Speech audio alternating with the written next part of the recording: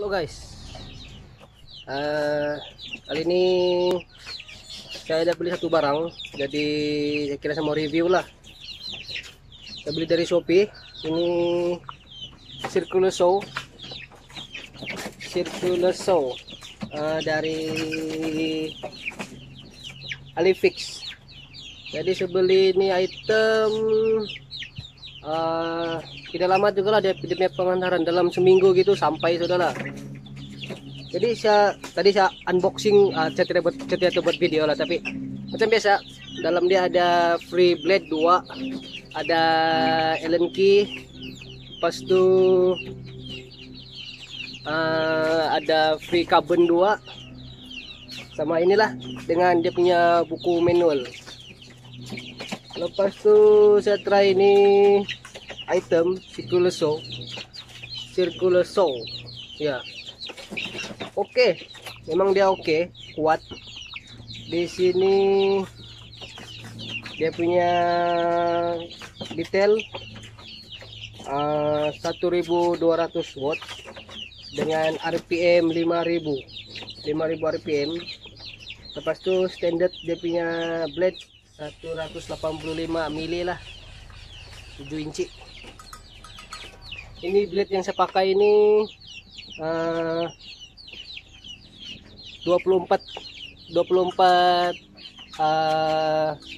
gigi lah, 24 gigi. Ada dapat 2 blade, ini 24 gigi, yang satu lagi 40 gigi. So tadi saya try potong nih kayu.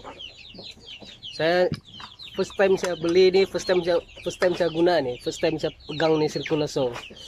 Jadi memang ada takut-takut sedikit juga lah, sebab last time saya guna tuh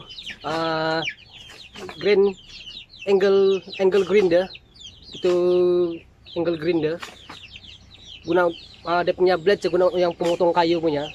Last time memang iyalah, tidak safety pun time itu susah macam lah.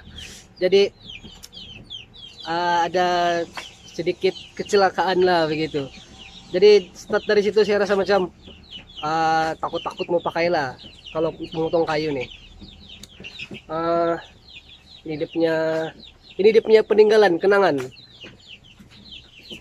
Itu mata gerenda saya potong, dia kickback satu lepas, jadi itu gerenda dia pergi sini. Nasib tidak putus. Nasib time itu ada baju juga lah.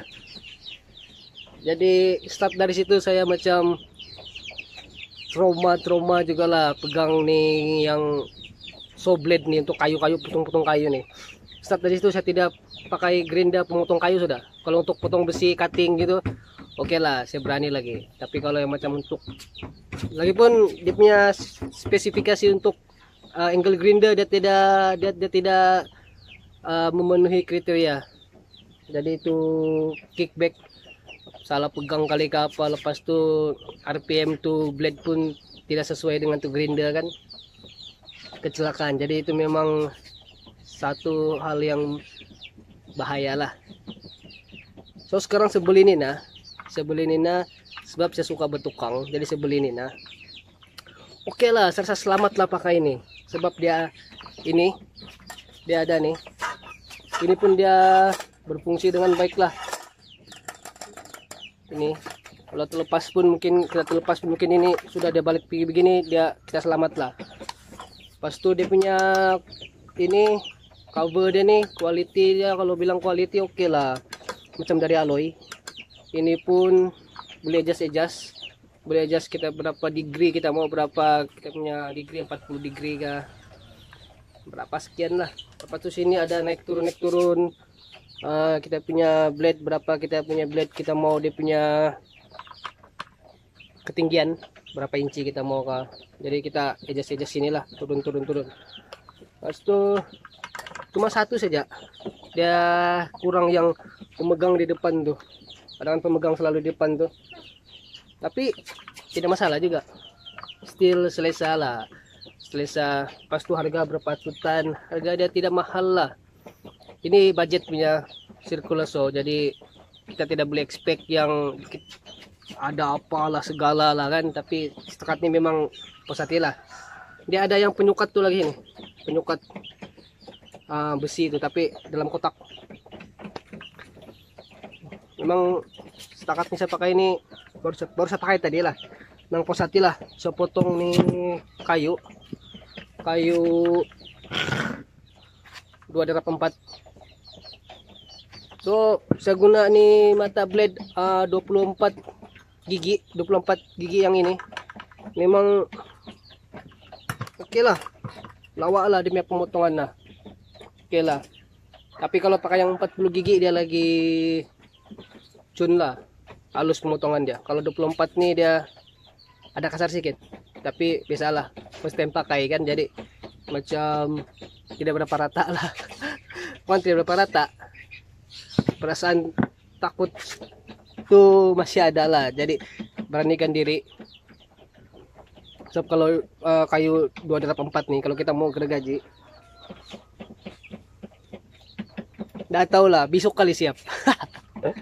Tapi so far memang pusati lah nih.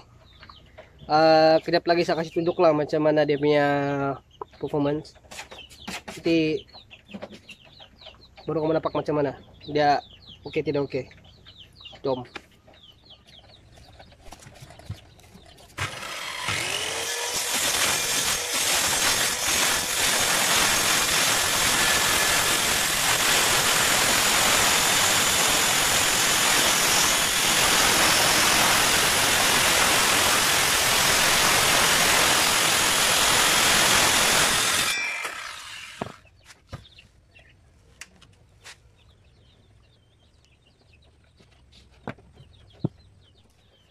Jadi macam mana? Oke kan performance dia. Cuma saya yang masih takut-takut mau pakai. Itu yang sangat slow tolak.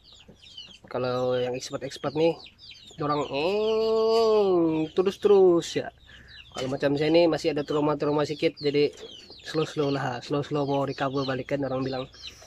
So di sini saya rekomen kalau macam yalah, kalau macam kelebihan masing-masing lah, maksudnya kelebihan dari segi keuangan ke apa kan. Kalau macam ada kelebihan dari segi keuangan, kamu belilah yang macam ini untuk bertukang-tukang.